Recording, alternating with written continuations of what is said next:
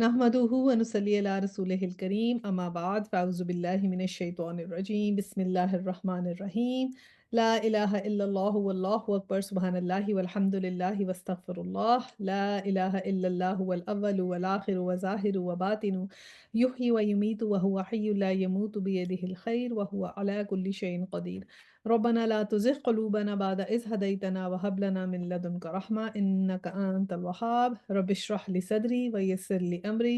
वहलुल उक़दतम मिन लिसानी यफ़क़हू क़ौली रब्बि ज़िदनी इल्मा अल्लाहुम्मा फ़क़्हिना फ़िद्दीन। अस्सलामु अलैकुम वरहमतुल्लाहि वबरकातुहू। ये सूरह अत्तूर आया 41 से हमने आज पढ़ना है, तो मैं इसकी तिलावत लगाती हूँ। अम इंदहुमुल ग़ैब फ़हुम यक्तुबून अम युरीदून कैदा फ़ल्लज़ीन कफ़रू हुमुल मकीदून अम लहुम इलाहुन ग़ैरुल्लाह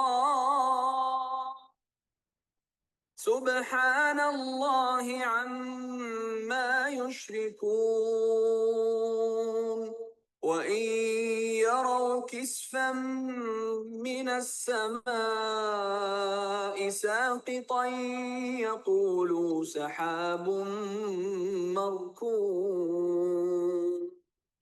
फज़रहुम हत्ता युलाक़ू यौमहुमुल लज़ी फ़ीहि युस्अक़ून।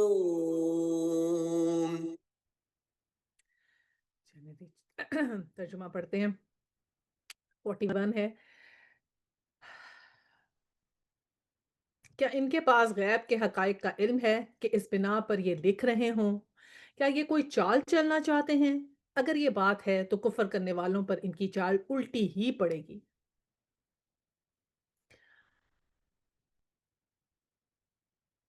सॉरी, ये थोड़ा सा ही पड़ी। क्या अल्लाह के सिवा ये कोई और माबूद रखते हैं? अल्लाह पाक है इस शिर्क से ये जो लोग कर रहे हैं। 44 में है, ये लोग आसमान के टुकड़े भी गिरते हुए देख लें तो कहेंगे कि ये बादल हैं जो उमड़े चले आ रहे हैं। बस ए नबी सल्लल्लाहु अलैहि वसल्लम, इन्हें इनके हाल पर छोड़ दो यहाँ तक कि ये अपने उस दिन को पहुंच जाएं जिसमें ये मारे जाएंगे। 46 है, जिस दिन ना इनकी अपनी कोई चाल इनके किसी काम आ सकेगी ना कोई इनकी मदद को आएगा। 47 और उस वक़्त के आने से पहले भी ज़ालिमों के लिए एक अज़ाब है, मगर इनमें से अक्सर जानते नहीं हैं। ये हम ये बात जो है वो पीछे से इसकी कंटिन्यूटी चल रही थी, जिसके ऊपर अल्लाह सुब्हानहू तआला ने जो है वो कुछ सवालात उनसे किए थे और ये क्वेश्चंस किए थे आया 35 से ऑनवर्ड्स के पूछा गया था कि ये किस किस खालिक की ये इबादत करते हैं, और अल्लाह सुब्हानहू तआला ने अपने जो है वो अपनी खलकत के बारे में बताया, उनके खजाने खोल के दिखाए, और फिर अल्लाह सुब्हानहू तआला उनसे क्वेश्चन कर रहे थे कि तुम्हारे पास क्या प्रूफ क्या है, कोई सीढ़ी है जिससे तुम आसमान पे चढ़ जाओगे, बगैर प्रूफ के तुमने कैसे ये बात की। और फिर ईमान बिन मलाइका ये जो रखते हैं, कहते थे कि ये फरिश्ते जो हैं वो अल्लाह सुब्हानहू तआला की नाउज़ुबिल्लाह बेटियां हैं, उसके बारे में भी एतराज़ आया कि ये किस किस्म की बातें हैं। और फिर ये बात हुई कि नबी सल्लल्लाहु अलैहि वसल्लम पे एतराज़ करते थे कि ये शायर हैं, और कभी शायर कहते थे, कभी मजनून कहते थे। और उन्हीं सारी बातों से फिर आगे कंटिन्यूटी में अल्लाह सुब्हानहू तआला ने ये बात की है कि ये जो बातें ये बना रहे हैं, ये किस बिना पर बना रहे हैं? क्या इनके पास अपनी कोई चिट्ठी-बट्टी है या इनके पास कोई चीज़ है जो इन्होंने देखी है? तो ये किस बिना पर अल्लाह सुब्हानहू तआला से शिर्क करते हैं। और फिर ये साफ कहा गया कि इनके पास कोई गैब के हकाइक का इल्म है, जिसकी बिना पर ये लिख रहे हैं। इनके पास है कोई इल्म जिस पे ये लिख रहे हैं या जिसके ऊपर ये बिलीव करते हैं, तो कोई तो प्रूफ उनको देना चाहिए। और इन सारी बातों के बाद फिर आखिर में नबी सल्लल्लाहु अलैहि वसल्लम से जो है वो कलाम करके कहा गया कि इनको इनके हाल पे छोड़ दे। अब इनको इनके हाल पे छोड़ देने से मुराद ये नहीं है कि अब उनको जो है तबलीग नहीं करनी, मतलब तबलीग तो आपने करनी है, लेकिन उनको उनके लिए बहुत फ़िक्र नहीं करें कि वो क्यों नहीं ईमान ला रहे। नबी पाक को तो बहुत फ़िक्र हो जाती थी ना कि किस वजह से लोग ईमान नहीं ला रहे। और फिर अल्लाह सुब्हानहू तआला ने कहा कि ये किस दिन मानेंगे? ये उस दिन मानेंगे जब जब वो दिन इनके सामने पहुँच जाएगा। जैसे कहते हैं ना कि इल्मुल यकीन है तो फिर इनको ऐनुल यकीन हो जाएगा। और फिर कहा कि वो उस दिन क्या होगा जब उस दिन उनकी कोई चाल भी काम नहीं आएगी, कोई उनकी मदद को नहीं आएगा, तो उस दिन सब यकीन हो जाएगा क्या सच था और क्या झूठ था। और कहा कि इस वक़्त से पहले भी इन ज़ालिमों पे एक अज़ाब है, मगर वो अक्सर नहीं जानते। यानी कि एक तो आम एक ऐसे अज़ाब हैं जो زندگی میں بھی ان کے پاس آ سکتے ہیں، آخرت کے عذاب سے پہلے کے عذاب، یا پھر قبر کا عذاب آ سکتا ہے، یا اس سے پہلے زندگی میں کوئی بات آ سکتی ہے۔ اگر ہم بہت سا اگر غور کریں نا، آپ نے کبھی جو ریورٹس ہوتے ہیں ان کی باتیں سنی ہو، تو وہ ہمیشہ ہمیشہ قرآن کو سن کے جو ہے نا وہ اسلام لے کر آتے ہیں۔ ان کی جو سارا مشاہدہ ہوتا ہے نا وہ قرآن کے گرد ہوتا ہے، وہ کبھی بھی ایسے نہیں ہوا کہ انہوں نے مطلب وہ انفلوئنس ہوتے ہیں لیکن ان کو یہ بڑا وہ ہوتا ہے کہ ہم پڑھیں کہ اس کتاب میں کیا ہے، اس وقت سے جیسے ہی قرآن کو پڑھتے ہیں ان کے دل بدل جاتے ہیں۔ اسی طرح جیفری لن جو ہے وہ ایک پہلے کے جو یہ رائٹر ہیں، ان کی بڑی اچھی اچھی کتابیں ہیں چھوٹی چھوٹی سی، تو اس میں بھی انہوں نے ایسے لکھا، اپنے مسلمان ہونے سے پہلے انہوں نے لکھا تھا کہ وہ کس طرح قرآن ان کو انگیج کرتا ہے، کہ ان کے باقاعدہ یہ ورڈز ہیں کہ it attacks you tangentially, directly, personally, in debate, criticizes you, shares and challenges you, and from the uh, and from the onset it draws the line of battle and I was on the other side. یعنی کہ کہا کہ شروع سے ہی اس نے ایک line draw کر دی تھی حق اور باطل کی، اور میں دوسری طرف تھا۔ It was at the severe disadvantage till it became clear that the author knows me better than me. انہوں نے کہا کہ میں اسی میں ہی تھا کہ پھر مجھے معلوم پڑا کہ یہ تو میرا بنانے والا مجھے مجھ سے بھی بہتر جانتا ہے۔ تو اسی طرح ہم اور بھی ریورس کی اسٹوریاں سنتے ہیں، تو کئی تو قرآن کھولتے ہیں، اس وجہ سے کھولتے ہیں کہ اس میں سے کوئی فلا نکال سکیں۔ جیسے اورینٹلسٹ ہوتے ہیں تو وہ ان کی تو کئی تو پڑھتے ہیں اور کئی دوسروں کی ڈیوٹیاں لگاتے ہیں کہ اس میں کوئی جو ہے وہ ڈفرینس آف اوپینین نکالا جائے، کوئی بات نکالی جائے، اور پڑھتے پڑھتے وہ لوگ مسلمان ہو جاتے ہیں۔ سبحان اللہ۔ اور ہم لوگ تو دیکھیں، ہمارے تو سامنے ہے یہ قرآن، یہ معجزہ ہمارے سامنے ہے، اور ہم اس کو پڑھ کے اس کے اوپر عمل نہ کریں تو یہ کتنی بڑی بد نصیبی کی بات ہے۔ تو اللہ کرے ہم سب اس پر عمل کرنے والے بنیں اور اس کے احکامات کو ماننے والے بنیں، اور جب بھی جو بھی چیزیں ہمیں ہیں، جیسے ہم نے کہا ہے کہ ہمارے دل میں ایمان ہونا چاہیے، نیت میں جو ہے وہ للہیت للہ للہ ہونا چاہیے، یعنی اللہ تعالیٰ کے لیے ہونی چاہیے، اور پھر کیا ہمارے عمل میں کیا ہونا چاہیے، سنت نبی صلی اللہ علیہ وسلم ہونی چاہیے، تو انشاءاللہ تعالیٰ اللہ سبحانہ تعالیٰ ہماری زندگیوں کو سنوار دیں گے۔ اور آخری دو آیات ہیں، لاسٹ میں کہا ہے نبی صلی اللہ علیہ وسلم، اپنے رب کا فیصلہ آنے تک صبر کرو، تم ہماری نگاہ میں ہو، تم جب تم جب اٹھو اپنے رب کی حمد کے ساتھ اس کی تسبیح کرو، اور اور پھر فرمایا رات کو بھی اس کی تسبیح کرو اور ستارے جب پلٹتے ہیں اس وقت پر بھی۔ تو پھر یہ وہی نماز کے اوقات آ گئے اور تسبیح کے اوقات آ گئے، اور ہمیں پھر یہاں سے کیا پتہ چلتا ہے کہ ہم نے تسبیح بھی کرنی ہے اور نماز بھی پڑھنی ہے۔ اور نماز سے ہم نے ذکر کیا تھا کہ جب ہم نماز پڑھیں تو اس میں تمام نمازیں آ گئی نا۔ تسبیح رات کو بھی کرو، یعنی تہجد ہو سکے تو ہم اس کا کر لیں، عشاء کی نماز پڑھیں، جب سب ستارے جب پلٹتے ہیں اس وقت بھی، یعنی کہ صبح کے ٹائم کی تسبیح ہو گئی۔ اور پھر کیا کہا کہ اپنے رب کے کہ جب تم یہ دونوں ٹائموں میں گزرو تو پھر تسبیح کرو، اور پھر ہمیں کیا ملتا ہے کہ صبح اور شام کے اذکار ہم کر سکتے ہیں اس ٹائم پہ، ایسے صبح کا قرآن مشہود ہوتا ہے تب وہ پڑھ سکتے ہیں۔ تو ہم بہت خیال رکھیں کہ جب بھی ہم نماز پڑھتے ہیں، الحمدللہ سبحان اللہ کی تسبیح بہت ہی خوبصورت ہے اور اس کے بہت زیادہ اجر ہے، وہ پڑھ لیں، ضرور پڑھیں اس کے لیے۔ اور اگر زیادہ ٹائم نہیں ہے تو کم از کم 10 دفعہ پڑھ لیں، تو اس ایٹ لیسٹ 10 دفعہ تو ضرور پڑھ لیں، پھر استغفار بھی ساتھ ہی پڑھ لیں تاکہ استغفار کی تسبیح ہو جائے۔ تو 5 منٹ بھی اگر ہم نماز کے بعد بیٹھ جائیں نا تو ہماری کچھ نہ کچھ تسبیح انشاءاللہ تعالیٰ ہو جائے گی۔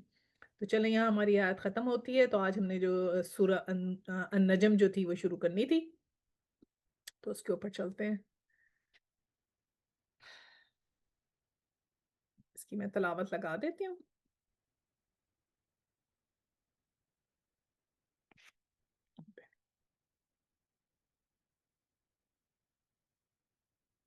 آج ہماری والنجم إذا هوى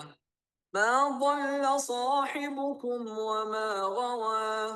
وما ينطق عن الهوى إن هو إلا وحي يوحى علمه شديد القوى ذو مرة فاستوى وهو بالأفق الأعلى۔ اچھا جی، نجم کا جو مطلب ہے وہ ستارہ ہوتا ہے،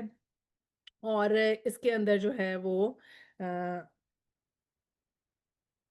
جو علم الغیب کے ذرائع سے جو باتیں تھی نا، وہی اس کے مرکزی مضمون میں بھی وہی آتا ہے کہ علم و غیب کے جو ذرائع سے جو سورسز تھے ان کے بارے میں اس کی جو سینٹرل تھیم ہے وہ چلتی ہے۔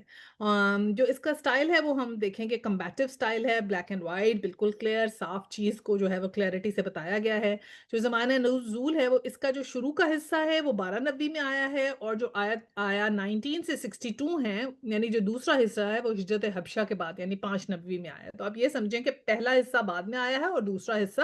ایکچولی پہلے آ گیا تھا۔ اور جو سب ٹاپکس اس میں ڈسکس ہوئے ہیں اس میں واقعہ معراج ہے سب سے پہلے تو۔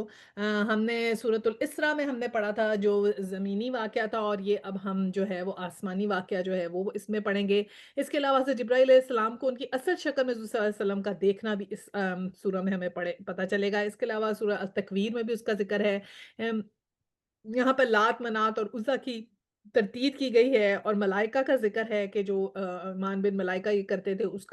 اس کی بھی نفی یہاں پر ہے۔ اور پھر اس کے علاوہ حضرت موسیٰ علیہ السلام، حضرت ابراہیم علیہ السلام کے صحیفوں کی تعلیمات کا بھی ذکر ہے۔ بہت کم قرآن میں ہمیں ملتا ہے، سورۃ الاعلیٰ کے اندر بھی ہمیں ملتے ہیں ان کے صحیفوں کا ذکر، تو یہاں پر بھی ذکر ہے۔ پچھلی سورت سے اس کی کنٹینیوٹی یہ ہے کہ پچھلی سورت میں نجوم کے ذکر پر مکمل ہوئی تھی۔ جی، نجوم کے ذکر میں مکمل ہوئی تھی، اور یہ سورت اسی سے شروع ہوئی ہے، ٹھیک ہے؟ اور سورہ طور کے جو 38 سورہ ہے نا، اس میں یہ چیلنج تھا کہ کیا تمہارے پاس آسمانوں میں چڑھنے کا کوئی ذریعہ ہے، جو ہم نے ابھی پڑھی۔ اور یہاں بتایا گیا ہے کہ محمد صلی اللہ علیہ وسلم آسمانوں کی سیر کر کے آئے ہیں، سبحان اللہ۔ کیسے وہ بات ہوئی؟ اور اس کے علاوہ اس کی ایک خصوصیت یہ ہے کہ عبداللہ بن مسعود کہتے ہیں کہ نزول کے اعتبار سے پہلی سورت ہے جس میں آیت سجدہ آئی۔ تو پہلی سورت ہے اس میں آیت سجدہ آئی، اور آگے فرمایا کہ صلی اللہ علیہ وسلم نے سجدہ کیا، اور آپ صلی اللہ علیہ وسلم کے پیچھے جتنے لوگ تھے ان سب نے بھی سجدہ کیا سوائے ایک شخص کے۔ اور میں نے دیکھا کہ اس نے کچھ مٹی لے کے پیشانی پر مل لی، پھر میں نے دیکھا کہ وہ حالت کفر میں ہی قتل ہوا، یعنی بدر میں، اور وہ امیہ بن خلف تھا۔ تو یہ ہمیں یہاں سے اس کی بات پتہ چلتی ہے۔ یہاں جو ذکر آیا ہوا ہے وَالنَّجْمِ إِذَا هَوَىٰ، یعنی کہ قسم ہے تارے کی جبکہ وہ غروب ہوا، اور اور آگے اسی کی قسم دوسری آگے کیا آئی ہے کہ تمہارا رفیق نہ بھٹکا ہے نہ بہکا ہے، یعنی کہ پہلے تو تارے کی قسم کھائی جبکہ وہ غروب ہوا۔ اب بات یہ ہے کہ دیکھیں سورہ الانعام نے بھی حضرت ابراہیم علیہ السلام نے کہا تھا نا آیا 76 میں کہ میں ڈوبنے والوں سے محبت نہیں کرتا، لا احب الآفرین۔ تو اس زمانے میں ایکچولی تاروں کو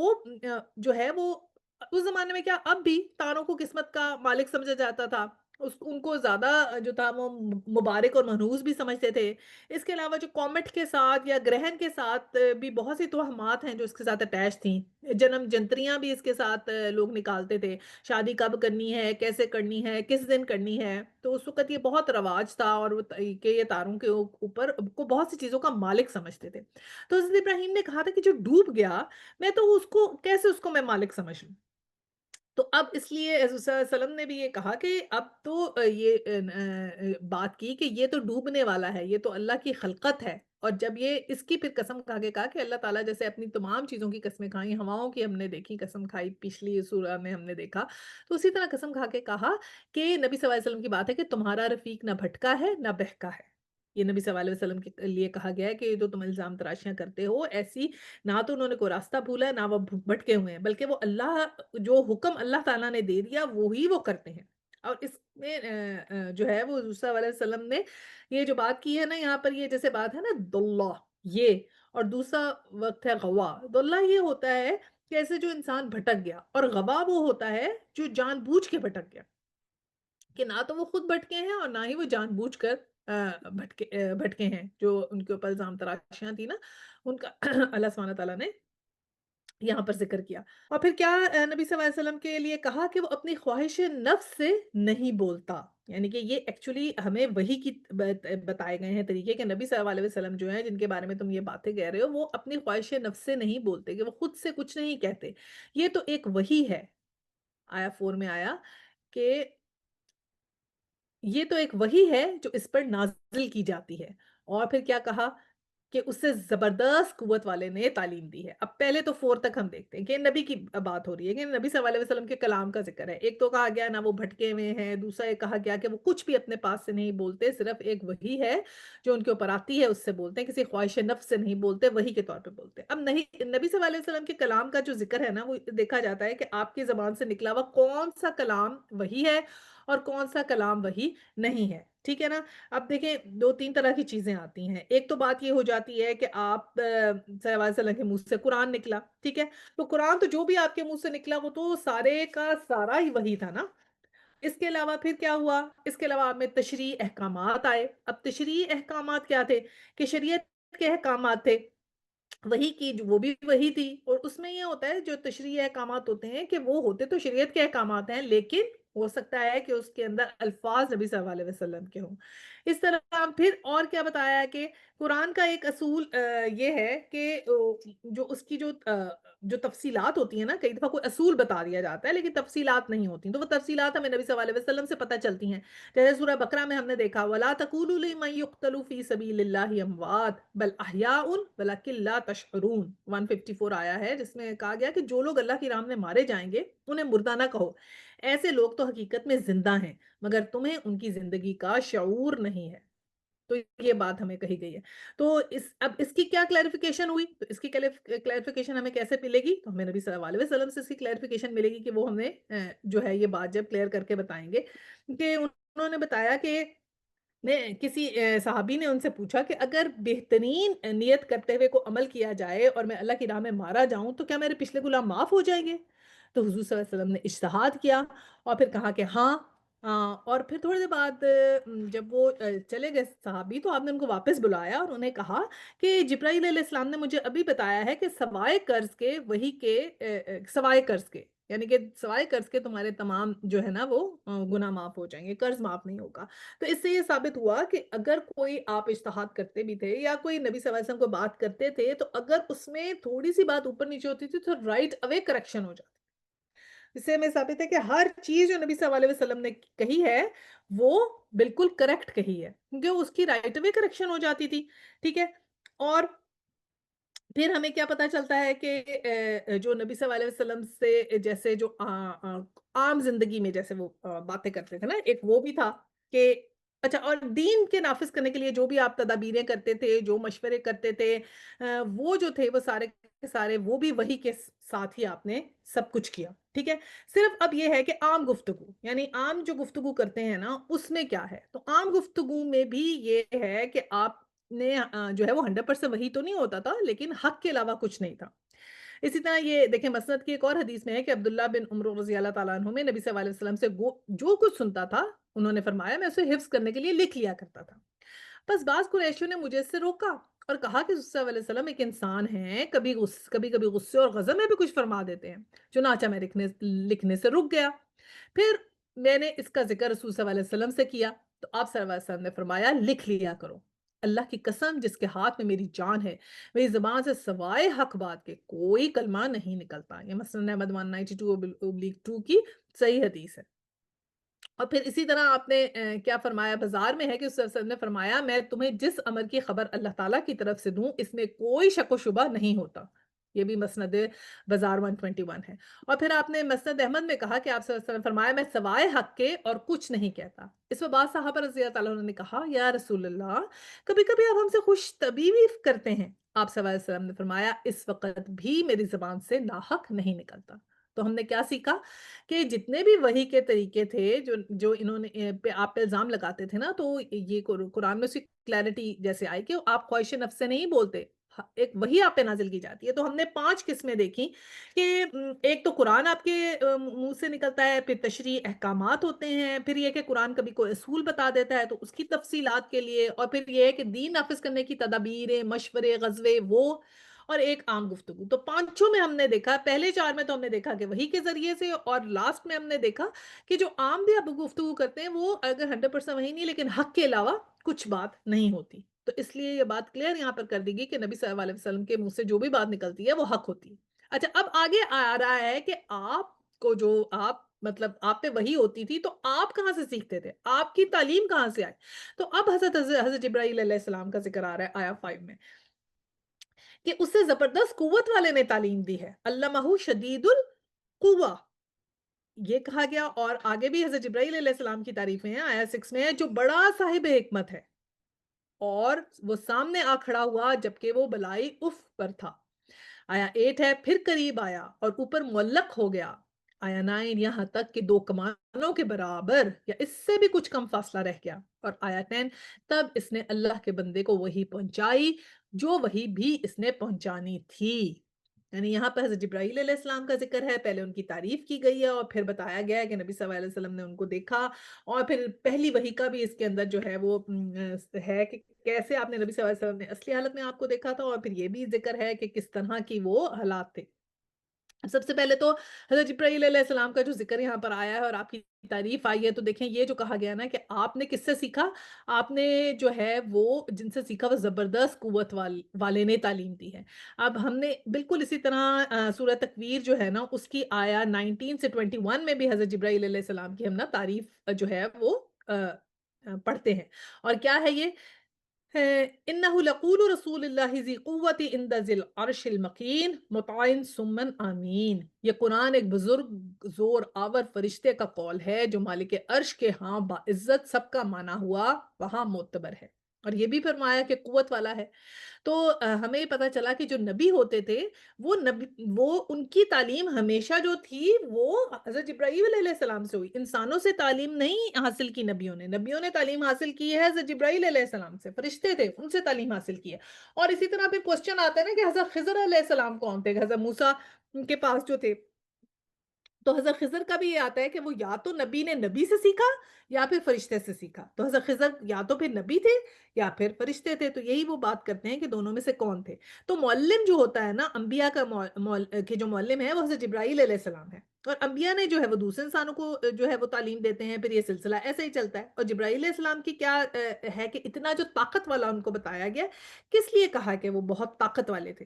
کہ طاقت کا جیسے جو ذکر ہے وہ کس لیے ہے، ایک تو حکمت ہے کہ حکمت والے تھے، وہ تو ہمیں سمجھ میں آتا ہے جب تعلیم دینی ہے تو حکمت بہت ضروری ہے، تو آپ حکمت والے تھے۔ دیکھیں طاقت کا ذکر اس لیے ہے نا کہ آپ کا بہت سے شیاطین سے مقابلہ ہو سکتا تھا۔ ہم نے پہلے بھی پڑھا تھا کہ شیاطین جو ہے وہ آسمانوں میں خبریں لینے کے لیے اچکتے ہیں، جاتے ہیں وہاں پر کہ آسمانوں کی خبریں انہیں مل سکیں، ہے نا؟ اور پھر کیا تھا کہ اگر ایسا خدا نہ خواستہ کوئی ایسا وقت آتا کہ وہ کوئی خبر لے کے پہلے اچک کے آ جاتے اور اپنے کاہنوں کو بتا دیتے، تو وہ پہلے ہی کاہن کہہ دیتے کہ خدا نہ خواستہ ہمارے نبی نے یہ اب بات کرنی ہے، تو پہلے سے ہی ہمیں پتہ ہے کہ یہ بات کرنی ہے، تو پھر کیا ہوتا تھا اس کی بہت حفاظت کی ضرورت ہوتی تھی، تو اس لیے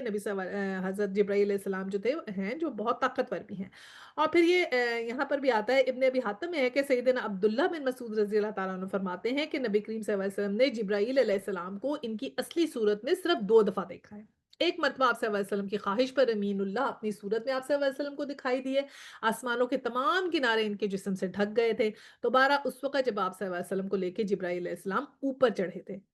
کب؟ جہاں پر یعنی کہ معراج کے موقع پہ۔ تو حضور صلی اللہ علیہ وسلم نے جو ہے حضرت ابراہیل علیہ السلام کو ان کی اصلی حالت میں دیکھا تھا، اور جیسے کہا ہوا ہے نا کہ پورے ایسے زمین اور آسمان کے بیچ میں تھا اس طرح۔ تو حضور صلی اللہ علیہ وسلم کو تو بہت محبوب تھا حضرت جبرائیل علیہ السلام سے ملنا نا، تو حضرت جبرائیل علیہ السلام جو تھے وہ انسانی شکل میں یوزلی آپ کے پاس آیا کرتے تھے، اور اصلی شکل میں آپ نے 2 دفعہ دیکھا ہے، اور اس کا ذکر قرآن میں بھی ہمیں 3 دفعہ ملتا ہے، 2 دفعہ سورہ نجم میں ملتا ہے اور 1 دفعہ سورہ تکویر میں ملتا ہے۔ اور جب آپ انسانی شکل میں موسٹلی جو بھی آپ کے پاس آیا کرتے تھے، اور کبھی موسٹلی تو ایک ہی شکل میں آتے تھے، لیکن جب کبھی شکل بدل کے بھی آتے تھے تو حضور صلی اللہ علیہ وسلم ان کو پہچان لیتے تھے۔ یوزلی آپ دہیہ قلبی کی شکل میں آتے تھے، اور لیکن ایک آدھی دفعہ آپ کسی اور شکل میں بھی آئے، لیکن نبی صلی اللہ علیہ وسلم نے آپ کو پہچان لیا تھا۔ اچھا، اب یہ آغاز وحی کا جو ہے نا وہ اس کے اندر واقعہ ہے نا اس کا ذکر ہے، اور بخاری کی حدیث ہے کہ جب میں چل رہا تھا تو میں نے آسمان سے ایک آواز سنی، تو نگاہ آسمان کی طرف اٹھائی اور غار ہرا سے اتر آتا نہیں جبل نور سے اتر رہا تھا، فرماتے ہیں کہ میں کیا دیکھتا ہوں کہ وہی فرشتہ جو میرے پاس ہرا میں آیا تھا، آسمان اور زمین کے درمیان ایک کرسی پہ بیٹھا ہوا ہے، میں اسے دیکھ کے ڈر گیا، یہاں تک کہ میں زمین پر گر گیا، پھر وہ قریب آیا اور اوپر معلق ہو گیا، یعنی اسے جھک گیا۔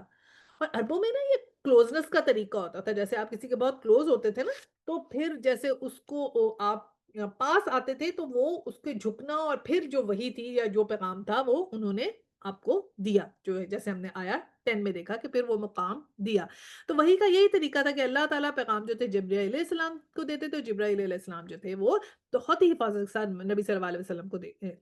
دیتے تھے۔ اچھا، اور اسی طرح یہاں پر ہمیں اور بھی ذکر آئے گا کہ مسلم میں ہے کہ نبی صلی اللہ علیہ وسلم نے جبرائیل علیہ السلام کو اصلی صورت میں دیکھا ہے۔ ان کے 600 پر تھے، ہر ایک جیسا، جس میں آسمان کے کنارے پر کر دیے گئے، اور اس میں زمرد کے موتی اور جو تھے وہ جھڑ رہے تھے، یعنی زمرد اور موتی جو تھے آپ کے 600 پر تھے اور اتنے بڑے تھے کہ آسمان تک پھیلے ہوئے تھے، اور ان میں پھر جو ہے وہ موتی اور زمرد جھڑ رہے تھے، اور ایک جگہ ہم نے دیکھا کہ وہ یاقوت کے موتی اور موتی جھڑ رہے تھے، یعنی کہ روبیز اور پرلز جھڑ رہے تھے، اور وہ بھی ہم نے جو ہے نا حدیث میں ہمیں ملتا ہے۔ اور پھر اس کے علاوہ یہاں پر اور آیا کہ نہیں، یہ والا نہیں، تو یہ آیا کہ ہم نے آپ نے نبی صلی اللہ علیہ وسلم ان کو دیکھا، اور اس طرح جب ان کے 600 پر تھے اس طرح۔ اب یہاں پر یہ ہم نے قرآن میں دیکھ لیا کہ کیا کہا گیا، بڑا جو ہے وہ حکمت والا ہے، بڑا قوت والا ہے، اور اب وہی واقعہ کا ذکر ہے کہ وہ سامنے آ کھڑا ہوا جبکہ وہ بلائی افق پہ تھا۔ یہ حضرت جبرائیل علیہ السلام کا ذکر ہو رہا ہے کہ جب نبی صلی اللہ علیہ وسلم نے ان کو دیکھا تو وہ ایسے تھے جیسے بلائی افق پہ تھے، یعنی آسمان پہ تھے،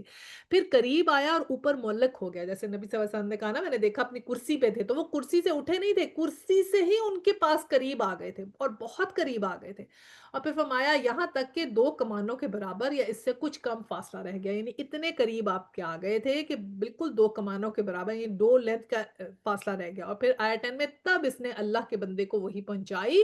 وہ وہی جو اسے پہنچانی تھی۔ تو یہ اس بات کا ثبوت ہمیں قرآن سے مل گیا کہ کیسے وہ وہی آپ کے اوپر آئی۔ اچھا، اب آگے آیا 11 میں ہے، نظر نے جو کچھ دیکھا دل نے اس میں جھوٹ نہ ملایا، ٹھیک ہے؟ اب کیا تم اس چیز پر اس سے جھگڑتے ہو جسے وہ آنکھوں سے دیکھتا ہے؟ کہ کیا کہا کہ جب جو کچھ بھی انہوں نے دیکھا، جو کچھ بھی ان کو بتایا، ان میں نہ کوئی خیانت تھی، نہ کوئی جھوٹ تھا، نہ کچھ چیزیں تھیں نہ کچھ انہوں نے اپنے پاس سے ملایا، تو تم اس سے اس بات پہ جھگڑتے ہو جو وہ آنکھوں سے دیکھ چکا ہے، تو اس کو کیسے یقین نہ آئے؟ یہ والی بات ان کو جو ہے نا وہ کال کیا جا رہا ہے قریش مکہ کو، کہ تم لوگ اس بات پہ جھگڑتے ہو ان کو۔ یہ جو ہم نے سیدنا عبداللہ بن مسعود نے فرمایا تھا نا کہ حضرت جبرائیل علیہ السلام کو نبی صلی اللہ علیہ وسلم دیکھا، ان کے 600 پر تھے، یہ تفسیر ابن جریر الطبری میں ہے 508/11، اور یہ جو یہ یہودی تھے، یہ تو نبی صلی اللہ علیہ وسلم سے اس بات پہ جھگڑتے تھے نا، کہتے تھے کہ اگر آپ نے حضرت جبرائیل علیہ السلام آپ کے اوپر وحی لے کر آتے ہیں تو ہم آپ پر ایمان نہیں لائیں گے، کیونکہ وہ تو حضرت جبرائیل علیہ السلام کو خیانت کا انہوں نے الزام لگایا، ان پہ دشمنی کا الزام لگایا۔ سورہ بقرہ میں ہم نے پڑھا تھا نا کہ انہوں نے کہا کہ ہم تو حضرت میکائیل علیہ السلام کو مانتے ہیں، اور حضرت جبرائیل علیہ السلام اگر آپ پہ وحی لاتے ہیں تو ہم آپ پر ایمان نہیں لائیں گے۔ تو اس لیے ان کو بہت بہت کلیئر کر دیا کہ ہاں وہی لاتے ہیں، اور تم اس میں کیا کرو گے، کیونکہ وہ تو ایک سچی بات ہے اور اللہ کا حکم ہے جو آ کر ہی رہے گا۔ اچھا، اب آیا 13 میں آیا، اور ایک اور مرتبہ بھی، یعنی کہ ایک دفعہ تو اوپر جو فرسٹ وہی کا ذکر تھا وہ ہو گیا، اب یہ جو سیکنڈ ذکر ہے نا، اور ایک مرتبہ پھر اس نے، یعنی کہ دوبارہ کب دیکھا حضرت جبرائیل علیہ السلام کو، جب اصلی حالت میں دیکھا، یہ معراج کا اب ذکر آنے لگا ہے۔ آیا 14 میں، سدرۃ المنتہا کے پاس اس کو دیکھا، جہاں پاس ہی جنت الماوا ہے۔ تو اب یہ معراج کا ذکر آ گیا۔ اب معراج میں میں نے بتایا نا کہ سورہ نجم میں معراج کا ذکر ہے، اور جو زمینی ٹریول تھا سورہ اسراء میں تھا، یا آسمانی ٹریول کا جو ذکر ہے وہ یہاں پر ہمیں مل جاتا ہے۔ اچھا، اب یہ سدرۃ المنتہا جو ہے نا، یہ ایک آپ سمجھیں باؤنڈری لائن ہے، ٹھیک ہے؟ کیسا ہے کہ سدرا جو ہے وہ بیریز کو کہتے ہیں نا، یا بیری کے درخت کو کہتے ہیں، تو یہ جو باؤنڈری ہے، جیسے نون ریلم اور ان نون ریلم ہوتا ہے نا، یعنی عالم الشہادہ اور عالم الغیب، ان دونوں کی جو حد ہوتی ہے نا، وہ سدرۃ المنتہا ہوتا ہے، یعنی last point of the material world is called the سدرۃ المنتہا، ٹھیک ہے؟ اور پھر کیا تھا کہ سدرۃ المنتہا کو جب آپ کراس کر لیتے ہیں، when you go to the عالم الغیب، تو جنت الماوا ہے، اس کے کراس کرنے میں سب سے پہلے جنت الماوا ہے۔ تو حضرت جبرائیل علیہ السلام جو ہے نا، یہ تو واسطہ ہیں عالم الغیب کا اور عالم الشہادہ کا، ٹھیک ہے نا؟ یعنی کہ ایک نیکسٹ عالم اس کے بعد شروع ہو جاتا ہے، اور ایک ایسا اللہ کا حرم ہے وہاں پر جہاں پر کوئی بھی نہیں گیا، یہ جو فرشتے بھی ہیں، حضرت جبرائیل علیہ السلام اور جتنے بھی فرشتے ہیں، وہ ان میں سے کسی نے بھی نبی اللہ سبحانہ تعالیٰ کو تو نہیں دیکھا ہوا نا، اللہ تعالیٰ کے وہاں تو کوئی نہیں جا سکتا، صرف آپ نے جو ہے وہ فرشتے بھی اللہ تعالیٰ پر ایسے ہی ایمان لاتے ہیں غیب سے، کیونکہ اس جگہ پہ نہیں جاتے جہاں اللہ کا حرم ہے، جہاں اللہ اللہ کی پرائیویسی ہے اس جگہ، تو وہ نہیں جاتے۔ صرف اور صرف وہاں پر ایک جو ہے نا نفس یعنی حضور صلی اللہ علیہ وسلم کو وہاں جانے کی اجازت ملی تھی، اور وہ بھی کب؟ معراج کے موقع کے اوپر۔ حدیث میں ہے، صحیح مسلم میں ایک حدیث ہے کہ عبداللہ بن مسعود فرماتے ہیں کہ بخاری میں بھی ہے کہ معراج پر آپ کو سدرۃ المنتہا تک پہنچا دیا گیا، اور اسے ایسے رنگوں میں ڈھانپا ہوا تھا کہ میں نہیں جانتا تھا کہ وہ کیا تھے۔ پھر مجھ کو جنت میں داخل کیا گیا، تو میں دیکھتا ہوں کہ موتیوں کی لڑیاں ہیں اور مٹی مسک ہے۔ اور پھر آپ نے کہا میں نے جبرائیل علیہ السلام کو دیکھا، تو ان کے 600 پر تھے، اور ان پروں سے حیران کن رنگا رنگ یاقوت اور موتی جھڑ رہے تھے۔ تو یہ جو ہے نا ہمیں حدیث میں بھی ملتا ہے، اور ہم سب دعا کرتے ہیں اللہم اسألک جنت الفردوس، کہ ہمیں اللہ سبحانہ تعالیٰ وہاں جانے کی توفیق عطا فرمانے، ہمارے اتنے ایسے اعمال ہوں کہ ہم وہاں پر جا سکیں، اور یہ سب چیزیں جو اتنی خوبصورتی سے بیان ہوتی ہیں، ان کو ہم دیکھ بھی سکیں، ایکسپیرینس بھی کر سکیں، اور وہ وقت ہمارے پہ آئے انشاءاللہ تعالیٰ کہ ہم جو ہے وہ اس کو خود دیکھ سکیں۔ اچھا جی، تو یہاں پر اسی طرح ذکر ہے صحیح مسلم میں 286 میں ہے کہ سیدنا ابن عباس رضی اللہ تعالیٰ عنہ سے مروی ہے کہ نبی صلی اللہ علیہ وسلم نے اپنے دل سے اپنے رب کو 2 دفعہ دیکھا، جن میں سے ایک کا بیان اس آیت میں ہے، یعنی کہ جب آپ وہاں پہ معراج میں گئے تو اس وقت کا ذکر ہے۔ سیدنا انس رضی اللہ تعالیٰ عنہ معراج کی حدیث میں ہے کہ اللہ تعالیٰ رب العزت قریب ہوا اور نیچے آیا، اور اسی لیے محدثین نے اس میں کلام کیا ہے، اور کئی ایک غرابتیں ثابت کی ہیں، اور اگر ثابت ہو جائے تو یہ صحیح ہے تو بھی دوسرے وقت اور دوسرے واقعے پر محمول ہوگی، اور اس آیت کی تفسیر نہیں کہی جا سکتی۔ یہ واقعہ تو اس وقت کا ہے جب رسول اللہ صلی اللہ علیہ وسلم زمین پر تھے، نہ کہ معراج والی رات کا، کیونکہ اس کے بیان کے بعد ہی فرمایا ہے کہ ہمارے نبی صلی اللہ علیہ وسلم اسے ایک مرتبہ اور بھی سدرۃ المنتہا کے پاس دیکھا ہے، بس یہ سدرۃ المنتہا کے پاس دیکھنا تو واقعہ معراج کا ذکر ہے، اور پہلی مرتبہ کا دیکھنا زمین پہ تھا، یعنی دونوں جو ہم نے ذکر کیا نا کہ 2 دفعہ دیکھا، ان سب کی یہاں پر تفصیل آ جاتی ہے۔ اچھا جی، اب ہم 8919 دیکھ لیتے ہیں۔ اچھا جی، یہاں پر بھی ہمیں 8917 یہاں بھی پتہ چلتا ہے کہ صحیح مسلم میں سیدنا ابو ذر رضی اللہ تعالیٰ عنہ سے روایت ہے کہ میں نے رسول صلی اللہ علیہ وسلم سے پوچھا کہ آپ نے اپنے رب کو دیکھا ہے؟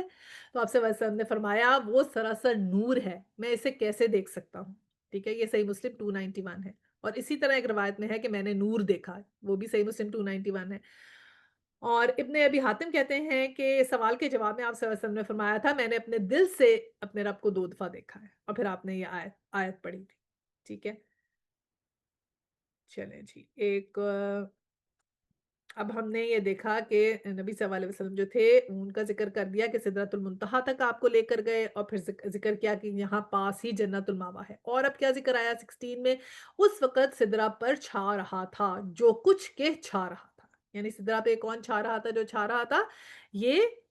جبرائیل علیہ السلام کا ذکر ہے، اور اس بات کا بھی ذکر ہے کہ سدرۃ المنتہا پہ جو وہاں پر وہ جو درخت ہے اس پہ غیر معمولی چیزیں تھیں، یعنی کہتے ہیں کہ سدرۃ المنتہا پر بھی نبی صلی اللہ علیہ وسلم کہتے ہیں کہ میں نے دیکھا کہ اس کے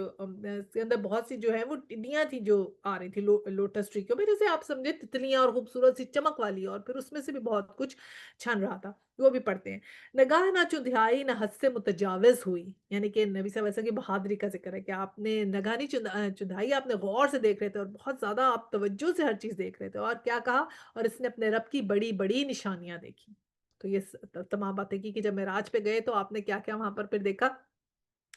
اور سدرۃ المنتہا پہ کیا کیا چھا رہا تھا یہ بھی آپ نے ذکر کیا۔ دیکھیں غیر معمولی چیزیں تو آپ صلی اللہ علیہ وسلم نے بہت پڑھی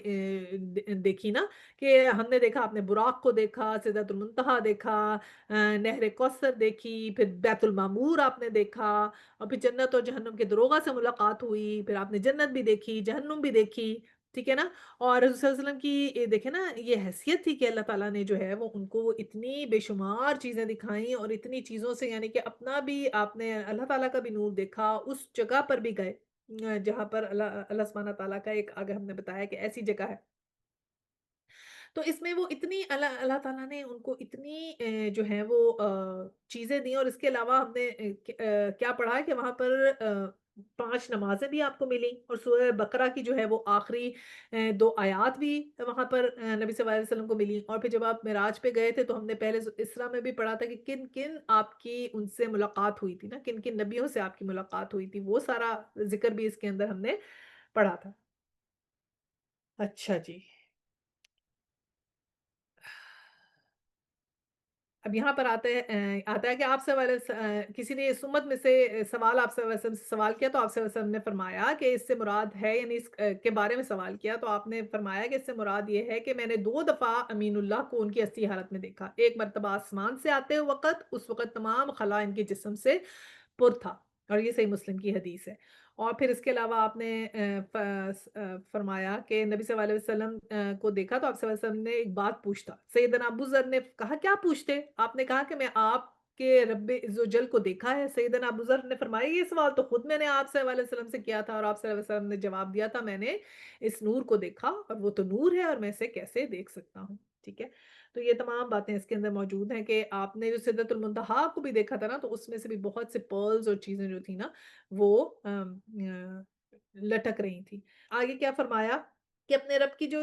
شانیں دیکھی، یہ بھی ہم نے ذکر کر لیا، اور پھر کیا اب آگے آیا کہ یہ تو ہم نے اپنے نبی کا واقعہ آپ کو سنایا کہ ہمارا کہ نبی صلی اللہ علیہ وسلم کو کیسے معراج کا واقعہ بتایا، کیا کیا چیزیں دیکھی، عالم الغیب دیکھا، اور براق کا سفر کیا، وہاں گئے، حضرت جبرائیل کو اصل حالت میں دیکھا، پھر کس طرح تحفہ بھی لے کر آئے نمازوں کا، سورہ بقرہ کی آخری 2 آیات کا، اور کس طرح حضرت اور نبیوں سے آپ کی ملاقاتیں ہوئیں، اور کیا کیا آپ اپنی آنکھوں سے خود دیکھ کر آئے، اور یہ سب نشانیاں جو تھیں اللہ سبحانہ تعالیٰ نے آپ کو دکھائیں، اور اللہ سبحانہ تعالیٰ نے کہا یہ تو ہماری عظمت ہے اور یہ ہمارے نبی کا مقام ہے۔ اور پھر کوشچن کیا جا رہا ہے آگے مشرکین سے کہ یہ تو ہم تمہیں جس کی طرف بلا رہے ہیں وہ تو یہ سب کچھ ہے، اور اس کے لیے ہم نے یہ نبی بھیجا ہے، اور اس کا معلم بھی اتنا شاندار ہے حضرت جبرائیل علیہ السلام، اور تم دیکھو کہ کون کون سی قوتیں ہیں اس کے پاس، اور کیسے کیسے وہی ہم نازل کرتے ہیں، یعنی کہ پوری ایک سٹوری بتا دی نا کہ کیسے جو ہے وہ وہی کیسے آتی ہے، وہی کا کیا طریقہ ہے، کون وہی لاتا ہے، آپ کے ٹیچر کون ہے، حضرت جبرائیل علیہ السلام کو کون بتاتا ہے، حضرت جبرائیل علیہ السلام کیسے ہیں، ان کی کیسی قوت ہے، ان کی کیسی حکمت ہے، وہ کس طرح سے آپ کو دیتے ہیں وہی، وہ بھی بتا دیا گیا کہ کیسے ایک دفعہ آپ نے دیکھا فرسٹ ٹائم اور یوں آپ کے اوپر وہ جھک گئے اور وہ نبی آپ نے وہ وہی بتائی، پھر یہ بھی بتایا کہ دوسری دفعہ بھی اسی حالت میں دیکھا جب ہم معراج پہ گئے تھے، کیسے آپ کو براق پہ لے گئے اور آسمانوں پہ لے گئے اور وہاں سدرت اتنی آگے تک لے گئے کہ سدرت المنتہا تک لے گئے، اور پھر جنت الماوا بھی تھی وہاں بھی آپ نے دیکھا، تو آپ نے جنت بھی دیکھی، جہنم بھی دیکھی، ان کے دروغہ بھی دیکھے، ہر آسمان پہ آپ کسی نہ کسی نبی کو جو تھے وہ ملتے تھے، چوتھے آسمان پہ حضرت ادریس علیہ السلام سے آپ کی ملاقات ہوئی، حضرت عیسیٰ سے ہوئی، حضرت موسیٰ سے ہوئی، حضرت ابراہیم علیہ السلام سے ہوئی، بیت المعمور بھی آپ نے دیکھا، تو بتایا تو یہ ہے وہ نبی جو تمہارے بیچ میں آیا ہوا ہے، یہ ہے اس کی عظمتیں، یہ ہے اس کی شانیں، یہ ہے اس کی پیورٹی، یہ ہے وہ حکم جو ہم اس کو دیتے ہیں، اور وہ کس طرح صفائی سے تمہارے پاس لے کر آتا ہے، کیسے شیطانوں سے بچ کے وہ حکم آتا ہے، اور پھر وہ کلام جو ہے وہ ہم بتایا جاتا ہے، تو اور تم لوگ کیا کر رہے ہو؟ اور مشرکین کو جیسے کہ کوشچن کیا جاتا ہے کہ اتنی غیر معمولی چیزیں ہیں اور تم لوگ کن چیزوں کے اندر پڑے ہوئے ہو، آیا 19 میں آیا، اب ذرا بتاؤ تم نے کبھی اس لات اور اس عزا اور تیسری ایک اور دیوی منات کی حقیقت پہ بھی کچھ غور کیا ہے کہ تم کہاں اتنی شانوں والے رسول اور اتنے شانوں والا خدا کو چھوڑ کے تم شرک کر رہے ہو، اور کن کو یہ لات منات اور لات عزا اور منات کو کہ تم بتوں کی پوجا کر رہے ہو، اور تمہیں کبھی غور بھی کیا ہے کہ ان کی کیا حقیقت ہے؟ اصل میں جو لات تھا نا، یہ لات تو جو ہے وہ الہلیت سے جو تھا نا اس کا مونس یعنی اللہ کا مونس کر کے انہوں نے لات کر دیا تھا، اور العزیز کا مونس کر کے عزا کر دیا تھا، اور اسی طرح منات کو بھی یہ منیا سے ہے کہ جیسے کہ وہ دیوی جس کو کا یعنی قرب حاصل کرنے کی خواہش ہو، یا ایسی دیوی جو آرزویں پوری کرتی ہو، صحیح ہے؟ تو یہ اس کا جو تھا نا وہ تھا، تو کہا گیا ہے کہ تم ان کے اوپر تم نے غور کیا ہے کہ تم کن کے اوپر باتیں کرتے ہو اور کن کی تم جو ہو وہ چیزوں کو مان رہے ہو؟ دیکھتے ہیں اگر یہ چلتا ہے تو ہاں، تو یہ ہم نے یہ دیکھا ہے کہ اب یہ جو لات تھا نا ایک سفید پتھر پہ منقش تھا جس پہ کعبہ بنا ہوا تھا، غلاف چڑھائے جاتے تھے، مجاوز، محافظ، جاروب، کش مقرر تھے، اور اس کے آس پاس کی جگہ جو تھی وہ حرم کی طرح تھی اور حرمت اور بزرگی کی طرح اس کو سمجھے جاتے تھے، بلکہ اہل طائف کا تو یہ بت کدہ تھا، قبیلہ تسکیف میں بھی اس کے پجاری اور اس کے متولی تھے، اور یہ بڑا اس کے اوپر جو تھے نا فخر مناتے تھے، اور اسی طرح ہم نے ابن جریر رحمۃ اللہ فرماتے ہیں کہ ان لوگوں نے لفظ اللہ سے لفظ لات بنایا تھا، ٹھیک ہے، یہ تفسیر ابن جریر میں اس کا لفظ ہے کہ اس کا مونس بنا لیا تھا، اور اسی طرح اسی کے اندر ہمیں تفسیر ملتی ہے، اسی طرح کہ عزا کا لفظ جو ہے وہ عزیز سے انہوں نے لے لیا تھا، اور پھر وہاں پر بھی طائف کے درمیان نخلا میں ایک درخت تھا، اور اس پر بھی یہ قبا بنا ہوا تھا عزا کا، اور وہاں پر بھی قریش بڑے اس کو عظمت والا سمجھتے تھے، اور ابو سفیان نے عہد والے دن بھی کہا تھا کہ ہمارا عزا ہے اور تمہارا نہیں ہے، جس کے جواب میں نبی صلی اللہ علیہ وسلم نے کہلوایا تھا کہ اللہ ہمارا ولی ہے اور تمہارا ولی کوئی نہیں ہے، اور صحیح بخاری میں ہے 39۔ اسی طرح صحیح بخاری میں یہ ہے کہ جو لات عزا کی قسم کھا بیٹھے نا اگر کوئی شخص تو، اور وہ مطلب جب کفر کی حالت میں ہو تو فوراً لا الہ الا اللہ کہہ دینا چاہیے، یعنی اگر غلطی سے ہو جائے، اور پھر فوراً صدقہ دے دینا چاہیے، کیونکہ جیسے ان کو اس وقت عادت تھی نا، تو یہ اس وقت کے لیے کہ اگر غلطی سے ایسے ہو جائے تو پھر فوراً صدقہ دے دینے جائیں دیا جائے۔ اور اسی طرح پھر یہ تینوں کی جو شہرت تھی نا یہ خوب تھی، اور کہتے ہیں کہ پوجا بھی کرتے تھے اور ان کے اوپر بہت اپنے آپ کو سمجھتے تھے، تو اللہ سبحانہ تعالیٰ نے کہا کبھی غور کیا ہے کہ ان کی کیا حقیقت ہے، ان کے اوپر تم جو ہو وہ اتنا زیادہ ان کو سمجھ کے ان کی پوجا کرتے ہو اور ان کو کچھ خاص سمجھتے ہو، اور تم نے ہمارے نبی کا دیکھا ہے کہ کیا شان ہے، اور اس کے لیے تم نے ان کی حقیقت پہ بھی کچھ غور کیا ہے کہ تم کیا حرکتیں کر رہے ہو، تم تو ابراہیم کی امت ابراہیمی ہو اور یہ کر رہے ہو۔ اور پھر آگے ایک نشاندہی کی کہ کیا بیٹے تمہارے لیے ہیں اور بیٹیاں خدا کے لیے، یعنی کہ جو یہ ملائکہ کو کہتے تھے، یہ تو بڑی دھاندلی کی تقسیم ہوئی۔ اور یہ ہم نے پہلے بھی بتایا تھا کہ اس سے کنفیوز یہ نہیں ہونا چاہیے کہ بیٹے تمہارے لیے بیٹیاں خدا کے لیے، کہ یہ بات نہیں، خدا نخواستہ کہ یہ نہیں کہا کہ کوئی لڑکیوں کے اوپر یہ بات نہیں ہو رہی ہے، صرف یہ بات کہی جا رہی ہے کہ تم اپنے لیے تو جو ہو وہ لڑکے پسند کرتے ہو، کیونکہ قریش میں جو تھے نا عرب میں، تو بیٹے جو تھے وہ طاقت قوت اور عزت کا نشان ہوتے تھے، اور بیٹی کو کمزوری اور ولنریبلٹی کا سمجھتے تھے، کہ کہتے کہ تم جو ہو وہ رسپیکٹ ملتی تھی نا جس کے پاس بیٹے ہوتے تھے، تو کہہ رہے ہیں کہ تم نے خدا کے لیے بیٹیاں چوز کی، ورنہ آپس میں تو تم اس کو رسپیکٹ دیتے ہو جس کے پاس بیٹے ہوتے ہیں، اور خدا کے لیے تم اس طرح کی چیزیں چوز کرتے ہو، یہ چیزیں تم پسند کرتے ہو، تو اس بات کا ذکر ہے، اس بات کا ذکر نہیں ہے کہ خدا نخواستہ سے جینڈر سے کوئی تعلق نہیں ہے۔ اور ہمارے یہاں پر کیا ہے کہ اب بھی اللہ تعالیٰ نے پھر آگے سے انہیں کہا کہ یہ جو کام یہ سارے کر رہے ہیں نا، یہ صرف اپنی خواہشات نفس کے لیے کر رہے ہیں، کہ یہ جو ان کی حرکتیں ہیں نا، آیا 23 میں آیا کہ دراصل یہ کچھ نہیں ہے مگر بس چند نام ہے جو تم نے اور تمہارے باپ دادا نے رکھ لیے ہیں، اللہ نے ان کے لیے کوئی سند نازل نہیں کی ہے۔ حقیقت یہ ہے کہ لوگ محض وہم اور گمان کی پیروی کر رہے ہیں اور نہ خواہشات نفس کے مرید بنے ہوئے ہیں، حالانکہ ان کے رب کی طرف سے ان کے پاس ہدایت آ چکی ہے۔ تو اللہ تعالیٰ نے سارا کٹا جٹا جو تھا نا وہ کھول کے رکھ دیا کہ تم جو ہو نا یہ تو کچھ بھی نہیں ہے، یہ جن کی تم پوجا کر رہے ہو تمہارے بس باپ دادوں نے ان کا جو ہے وہ نام رکھ لیا ہے، اور کوئی ہم اللہ کی طرف سے ان کی کوئی سند نہیں حاصل ہوئی، اور تم لوگ کیا کر رہے ہو، ایک محض ایک وہم اور گمان کی وجہ سے اور ایک خواہشات نفس کی وجہ سے، دو چیزوں کی وجہ سے تم لوگ جو ہو یہ حرکتیں کر رہے ہو۔ ہوتا کیا ہے، ہوتا یہی ہے نا کہ جب آپ کو کلیئرٹی نہیں ہے تو یہ گمان کے اوپر بات کریں گے، اور خواہشات نفس کو، اب خواہشات نفس کو جب انہیں کوئی چیزیں پتہ چلتی ہیں کہ بہت سی چیزیں منع ہیں، تو جو لوگ جنہوں نے خواہشات نفس کی پیروی کرنی ہوتی ہے تو وہ مذہب کی آڑ میں کرنا شروع کر دیتے ہیں، جیسے محفل سما ہے کہ محفل سما بنا لی کہ ہم لوگ تو جو ہیں وہ آ، آ، اللہ کو یاد کر رہے ہیں، اور کیسے کر لیے کہ قوالیاں اور میوزک لگا کے اور پھر اللہ اللہ کر کے پھر جھوم رہے ہیں، پھر اللہ اللہ کر رہے ہیں اور واہ واہ کر رہے ہیں، اور انجوائمنٹ کی انجوائمنٹ ہو گئی، اور کہہ دیا کہ جی یہ تو ہماری عبادت کی عبادت ہو گئی، ساتھ ہی ہم گھوم رہے ہیں، ساتھ ہی جھوم رہے ہیں، ساتھ عبادت ہو گئی، ٹھیک ہے، یعنی کہ اب نمازیں کون پڑھے، روزے کون رکھے، تو اس میں تو بڑی محنت لگتی ہے، تو پھر کیا کیا خود ہی بدعت ایجاد کر لی، کیسے بدعت ایجاد کر لی، اب شب برات ہے ادھر رہ رہے ہیں ہندوؤں کے ساتھ، دیکھ رہے ہیں ہندوؤں کی ہولی ہوتی ہے، پٹاخے بجتے ہیں، پھلجھڑیاں بجتی ہیں، ہم لوگ کیا کر رہے ہیں، انہوں نے کہا اچھا چلو ہم بھی شب برات میں ہم بھی منا لیتے ہیں، ہم لوگ بھی ایسے کر لیتے ہیں جیسے یہ لوگ پٹاخے بجاتے ہیں، ہم بھی پٹاخے بجا لیتے ہیں، کیونکہ پٹاخے بجانے میں تو بڑا مزہ آ رہا ہے، حلوہ پکاتے ہیں یہ لوگ بھی بناتے ہیں حلوہ، ہم بھی حلوے بنا کے شب برات میں بانٹتے ہیں، حلوے بانٹتے ہیں، پھلجھڑیاں بناتے ہیں، ہم لوگ بھی اپنی وہ جو ہے وہ باہر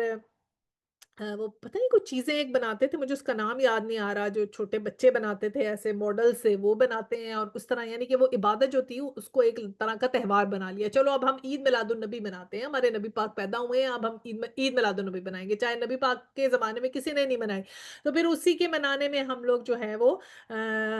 خوب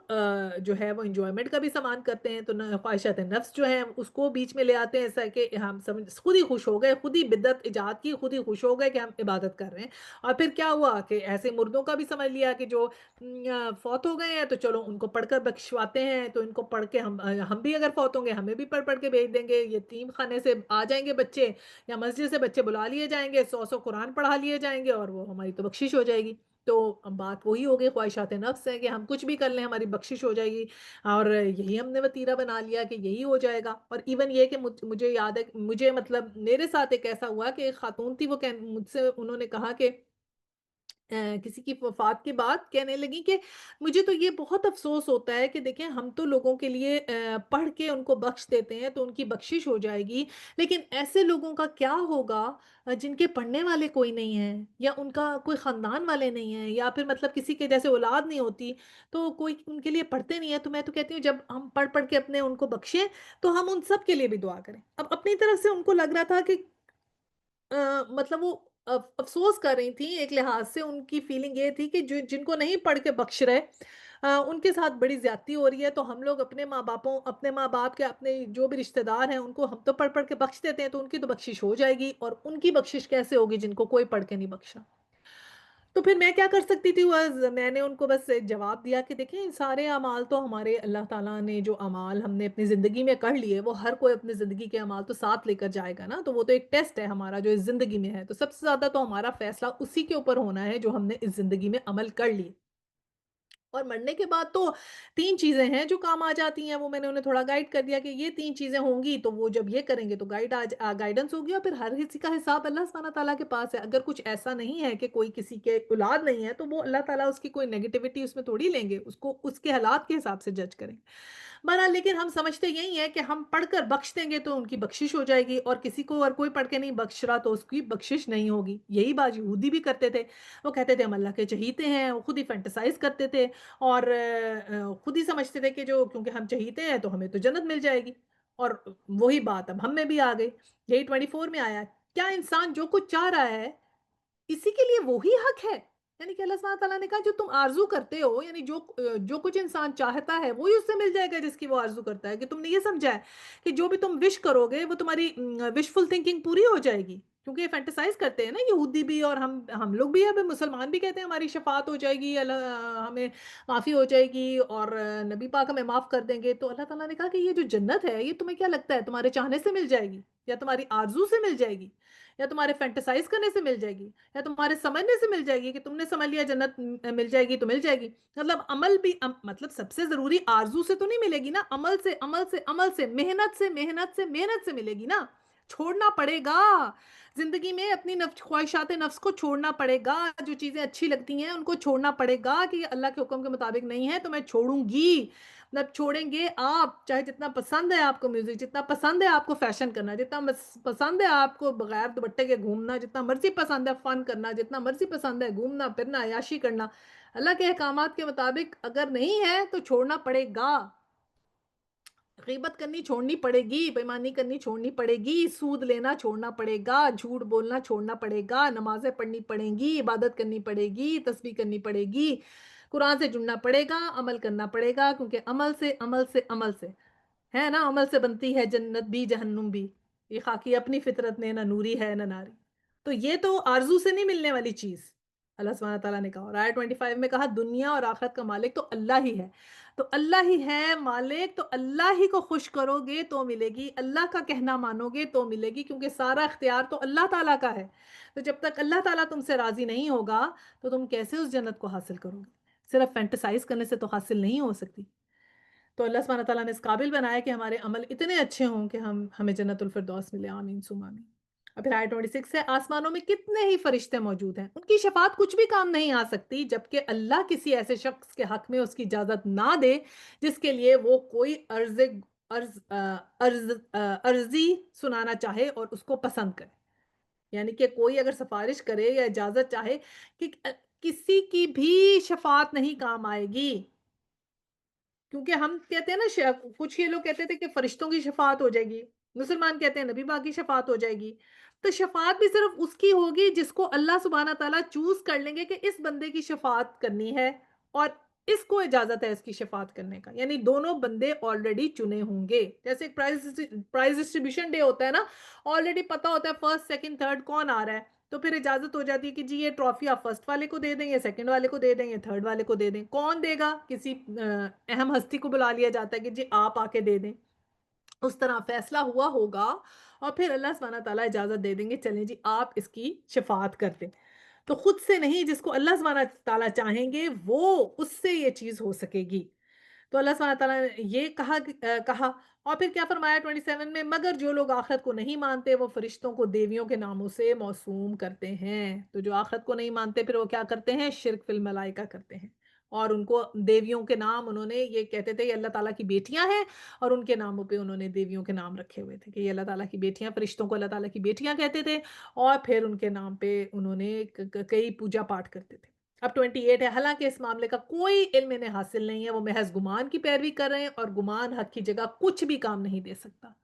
کہ ان کو کوئی اندازہ نہیں ہے یہ کیا کر رہے ہیں، ساری کی ساری ان کی فینٹیسی ہے، سارا کا سارا انہوں نے خود ہی سے من گھڑت کر لیا ہے کہ یہ اللہ تعالیٰ کی بیٹیاں ہیں، خود ہی سے بنا لیا، نہ ان کے پاس کوئی پروف ہے، نہ ان کے پاس کوئی بک ہے، نہ ان کے پاس کوئی تعلیم ہے، جس کی وجہ سے یہ سب سمجھتے ہیں کہ ہاں یہ بات کوئی سچ ہے۔ اور آج کل بھی کیا ہے، اپنی فینٹیسی ورلڈ میں رہ رہے ہیں، اپنے علم حاصل کر رہے ہیں کہ کوئی فزکس کی علم حاصل کر لو، بایولوجی کا حاصل کر لو، ٹیکنالوجی کا حاصل کر لو، سائنس کے علم میں گم ہو گئے ہیں، اتنے گم ہے، تبلیغ کی کوئی فکر نہیں ہے۔ بلکہ رسول صلی اللہ علیہ وسلم نے تو ایک دعا کی اور ہمیں بھی سکھائی کہ اللہم اجعل الدنیا اکبر ہم منا، یا اللہ اس دنیا کو میرے سب سے بڑا غم نہ بنا دیجئے گا، اور اللہ تعالیٰ اس کو میرے علم کی انتہا نہ بنا دیجئے گا۔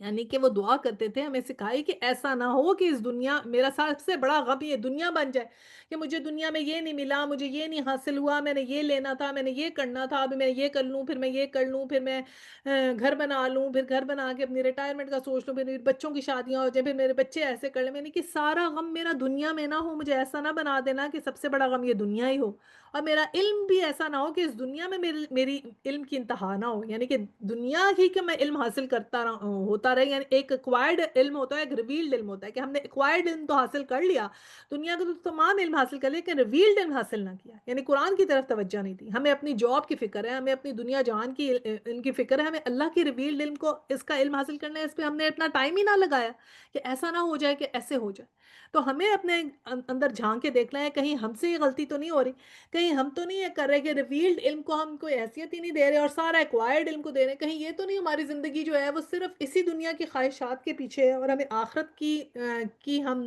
کو بھول رہے ہیں۔ تو آخرت کو اسی طرح یاد رکھیں جیسے اس دنیا کو یاد رکھتے ہیں، دنیا کی فکر کریں لیکن ساتھ آخرت کو نہیں بھولیں۔ پھر آیت 29 ہے، پس اے نبی صلی اللہ علیہ وسلم جو شخص ہمارے ذکر سے منہ پھیرتا ہے اور دنیا کی زندگی کے سوا کچھ مطلوب نہیں ہے، اسے اس کے حال پر چھوڑ دو۔ یہاں پر بھی کہہ دیا کہ جس کو صرف دنیا کی زندگی چاہیے، صرف دنیا، تو اس کو بس اس کے حال پہ چھوڑ دو، اس کا تو کچھ نہیں ہو سکتا، اس کو دنیا چاہیے، اس کو دنیا چھوڑ دو، بس اس کی فکر نہ کرے، اس کو آخرت نہیں چاہیے تو بس دنیا ہے تو دنیا اللہ تعالیٰ دے دیں گے۔ دنیا تو دیکھیں اللہ تعالیٰ نے کہا ہے کہ تم کچھ بھی نہیں کرو گے تو جو رزق میں نے تمہارا لکھا ہوا ہے اس دنیا میں وہ تمہیں مل کر ہی رہے گا، لیکن آخرت نہیں ملے گی، آخرت تبھی ملے گی جب تم محنت کرو گے۔ دنیا میں ہم تھوڑی سی محنت کریں گے ہمارے حصے کا رزق آ جاتا ہے، کہیں سے بھی اللہ سبحانہ تعالیٰ بھیج دیتے ہیں، کہیں نہیں جاتا، جو ہمارے حصے کا پیسہ، ہمارے حصے کا رزق کہیں نہیں جاتا۔ ہاں، آخرت کے لیے کوشش کریں تو وہ ضرور مل جائے گی، وہ بغیر کوشش کے نہیں ملے گی۔ آیا 30 ہے، لوگوں کا مبلغ عالم بس یہی کچھ ہے، یہ بات تیرا رب ہی جانتا ہے، زیادہ جانتا ہے کہ اس کے راستے سے کون بھٹک گیا ہے اور کون سیدھے رستے پہ ہے۔ اللہ سبحانہ تعالیٰ نے کہا کہ اللہ ہی مالک کائنات ہے، اللہ ہی مالک یوم الدین ہے،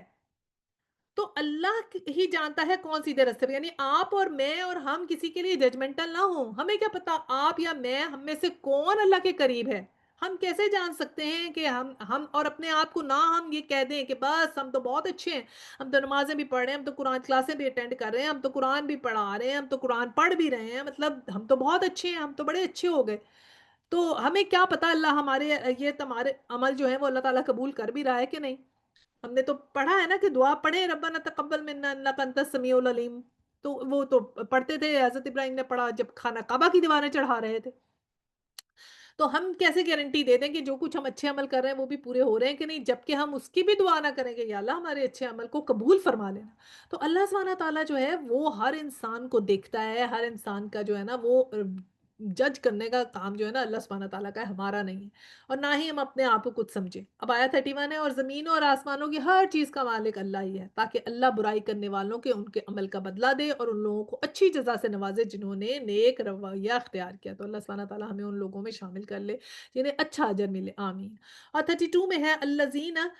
الذین یجتنبون کبرائے الاسم والفواحش الا اللمم، کیا کہا کہ کیسے لوگوں کو اچھا اجر ملتا ہے؟ جو یجتنبون یعنی جو اجتناب کرتے ہیں، قریب بھی نہیں پھڑکتے، کس کے؟ کبائر کے،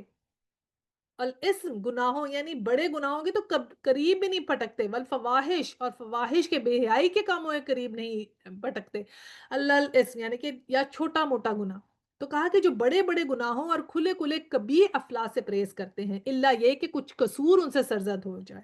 بلا شبہ تیرے رب کا دامن مغفرت بہت وسیع ہے، وہ تمہیں اس وقت سے خوب جانتا ہے جب اس نے زمین میں تمہیں پیدا کیا اور جب تم اپنی ماؤں کے پیٹوں میں بھی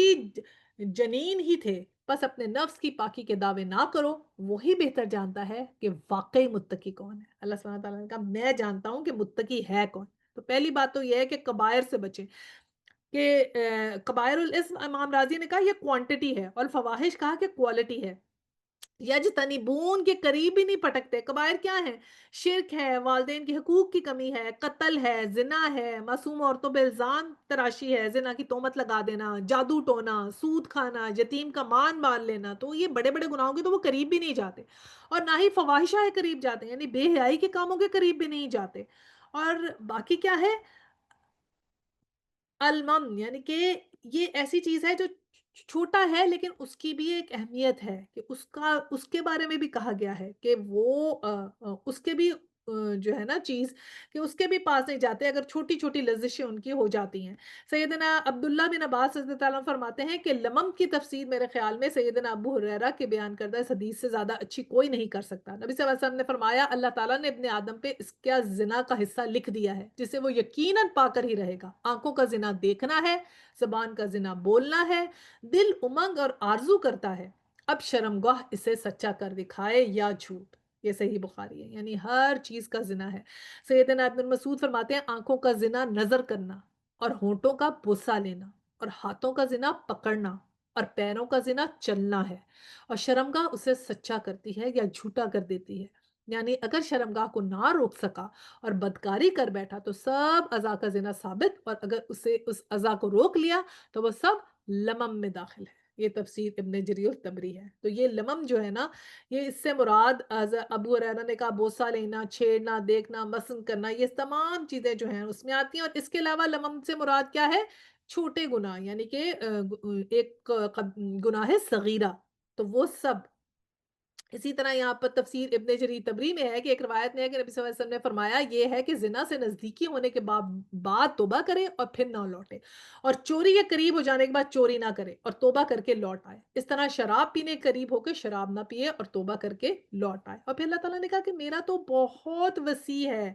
کہ میں تو اللہ تعالیٰ نے اپنی بتایا کہ میں بلا شبہ تیرے رب کا دامن مغفرت بہت وسیع ہے، وہ خوب جانتا ہے جو کچھ تم نے پیدا کیا، اور جو کچھ جب تم اپنی ماؤں کے پیٹوں میں جنین تھے نا تب کا وہ تمہیں جانتا ہے، تو ہمارا حساب بھی ایسا ہوگا ہمارے حالات کے حساب سے، یعنی کتنے ہم لوگ ہیں، ہمارا کیا جینز ہے، ہمارے اندر کیا خواہشات ہیں، کیا ہم کرنا چاہتے ہیں، کیا ہم نہیں کرنا چاہتے ہیں، ہمارے اندر کیسے کیسے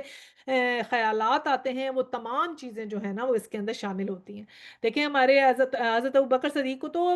دیکھیں نا جنت کی بشارت تھی، اور پھر بھی وہ جو تھے نا وہ اتنا ڈرتے تھے کہ انہوں نے کہا کہ کاش میں ایک چڑیا ہوتا اور یہاں چر چر کر کے ختم ہو جاتا، حساب نہ لیا جاتا، اور کاش گھاس کا تنکا ہوتا اور جلا دیا جاتا اور حساب نہ لیا جاتا۔ تو دیکھیں مومن اور منافق کا یہی فرق ہے نا، کہ مومن تو جو ہے اگر اسے گناہ ہو جائے تو وہ پہاڑ کا بوجھ محسوس کرتا ہے، اور منافق جو ہوتا ہے وہ ناک پہ مکھی بھی نہیں بیٹھنے دیتا، وہ اپنے آپ کو سمجھتا ہے میں بخشا بخشایا ہی ہوں، وہ سمجھتا ہے میں نے جو عمل کر لیے بس قبول ہو گیا، بس میرا تو سب کچھ قبول ہو گیا۔ تو یہ بات ہے کہ جیسے سورہ نور میں بھی ہم نے کہا تھا نا کہ اللہ تعالیٰ پاک ہے، اللہ تعالیٰ معاف کر دیتا ہے، اللہ تعالیٰ تعریفوں والا ہے، تو اللہ تعالیٰ ہمیں اس قابل کر دے کہ ہماری غلطیوں کو معاف کر دے، اور اللہ تعالیٰ نے کہا کہ اپنے نفس کے پاکی کے دعوے نہ کرو، اللہ بہتر جانتا ہے کہ متقی کون ہے، کہ ہمیں نہیں پتا متقی کون ہے، صحیح تو اللہ سبحانہ تعالیٰ کو پتا ہے کہ ہم میں سے متقی کون ہے جو اصل اس کے اندر ہے، کون ہے جو ہم میں سے ٹھیک ہے۔ تو اللہ سبحانہ تعالیٰ ہم سب کے ایسے اعمال کرے کہ ہم لوگ متقیوں میں شامل ہو جائیں، ایسے اعمال کرے کہ ہم نیک لوگوں میں شامل ہو جائیں، ایسے اعمال کرے کہ ہم بڑے بڑے گناہوں اور چھوٹے گناہوں سے پرہیز کرتے رہیں، اور اللہ سبحانہ تعالیٰ ہم سب کو جنت الفردوس میں جگہ دے، آمین، دعا کرتے ہیں۔ وآخر الدعوانا ان الحمد لله رب العالمين سبحانك اللهم وبحمدك نشهد ان لا اله الا انت استغفرك واتوب اليه۔ السلام علیکم ورحمۃ اللہ وبرکاتہ۔